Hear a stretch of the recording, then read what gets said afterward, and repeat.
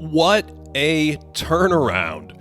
In the first two games of this series, Minnesota held the Nuggets to a woeful 100 offensive rating with Nikola Jokic on the floor, forcing 17 turnovers per 100.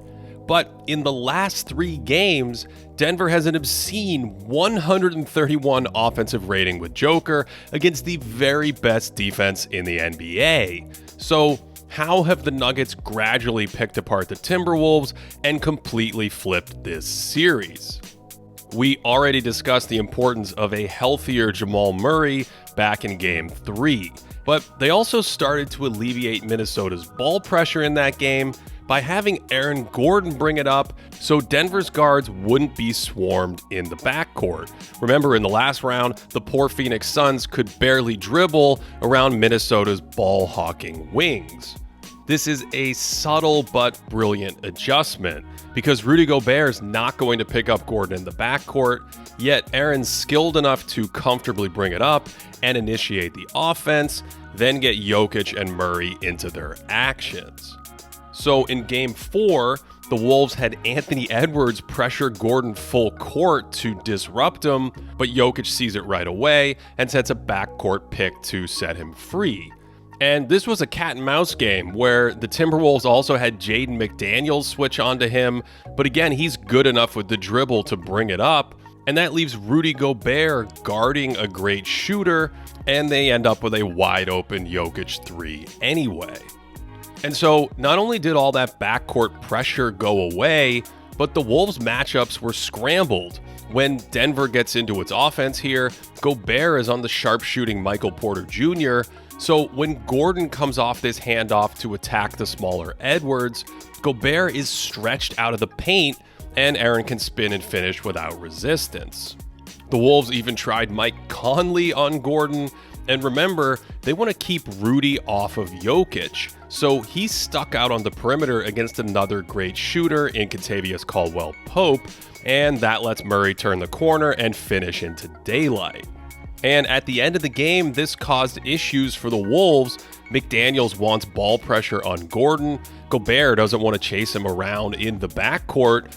And meanwhile, Karl Anthony Towns accidentally floated to the corner to guard Christian Braun, so there are no big men left to guard Jokic. And now Joker's asking the Wolves if they'd like to come double or if he should cook Edwards in isolation, and he goes for option C, which is cook the double team anyway.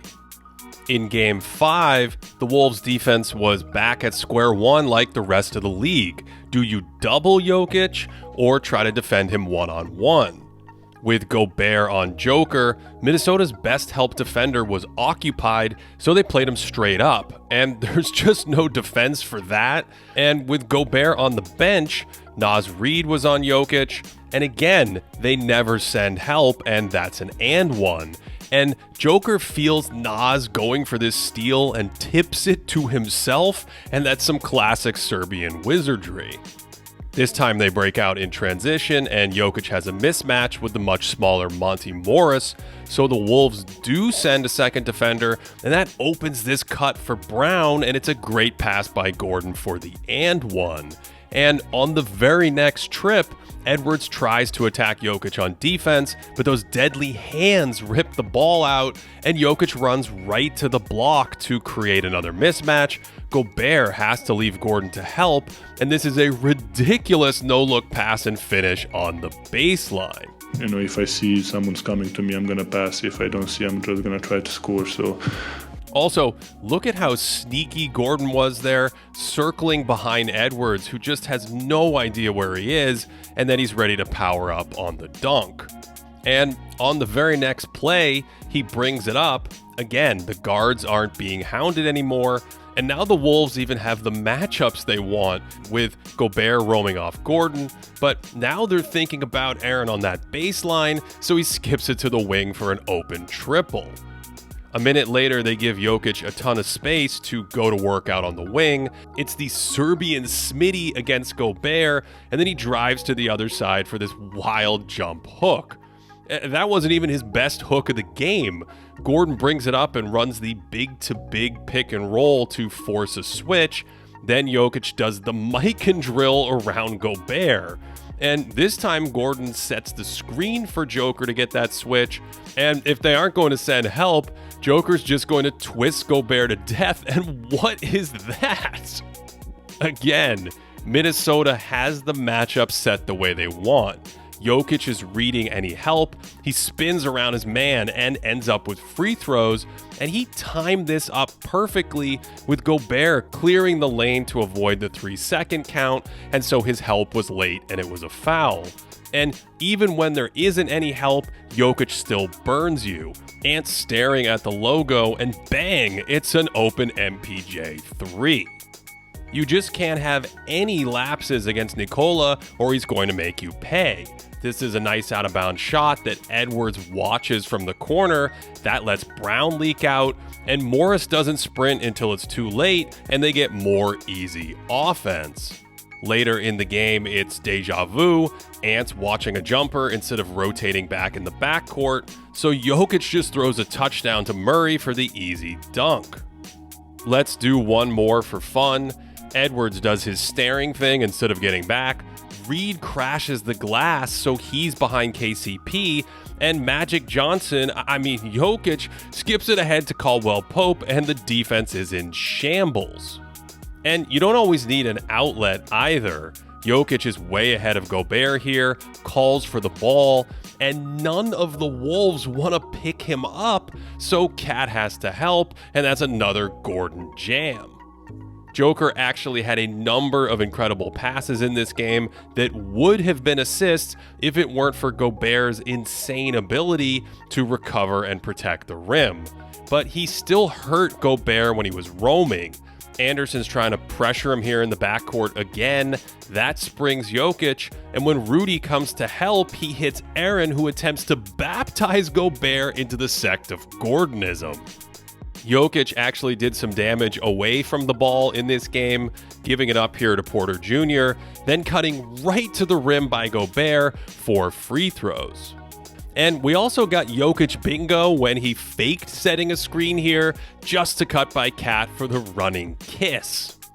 The Nuggets have this pet play where Joker's at the elbow, Murray sets a back screen for the passer, and then plays off Jokic at the elbow like this. So I love this wrinkle from Game 5 where Jokic brings it up to get off the ball for that back screen for Murray, and he can just seal in the post here and then abuses Reed in isolation. And on the very next play, Jokic fakes the cut to Shake Towns, then decides not to pop the open 3, so they reset into the two-man game, and Reed is glued to Jokic on the roll, and that springs a bouncier Murray for a shooting foul. So we've seen a healthier Jamal in this series. We've seen the Nuggets have success stretching actions toward an empty side of the floor. And with the big men bringing the ball up, another way to attack is with Jokic getting a ball screen, and that's a slick behind the back pass, and KCP rips the net.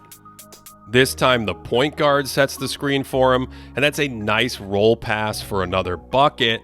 And when they run it again here, Murray flips the pick at the last second. Gobert is on the wrong side of it. Edwards is just lost and put Joker in the dunk contest. You know, I'm a freak of nature, and why not to show my athleticism?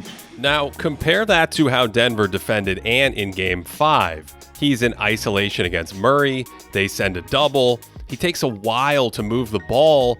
That allows the defense to recover, so there's no advantage from the double, and then Porter stuffs Towns. This time they don't double, but Brown comes over to sit in the driving gap. Porter slides in front of Ant as well, and that pass pulls Cat out so Murray can recover, and they don't really care much about Morris in the corner. And on this trip in the fourth, Ant tries to go after MPJ on a switch, but Brown suddenly traps, and again, there's no advantage here. Jokic is ignoring Jaden McDaniels, and they're almost inviting him to shoot that 3. So Edwards is either seeing a double team or Denver's sliding bodies into his driving lanes, and instead of punishing the Nuggets for helping, it actually aided the Denver offense, and here comes the freak of nature. Attacking Jokic in pick and roll wasn't much better. Edwards tries the in and out here, but Joker isn't biting, and it's a turnover. And I actually think the Nuggets defense is almost more comfortable helping and scrambling around or having Jokic briefly double the ball handler before they recover behind the play. And in Game 5, they had a number of textbook defensive possessions that either forced turnovers, led to stops, or even turned defense into easy offense. So after being left for dead in Game 2, the defending champion Nuggets have slowly and methodically solved Minnesota's swarming defense to take a 3-2 lead in this amazing series.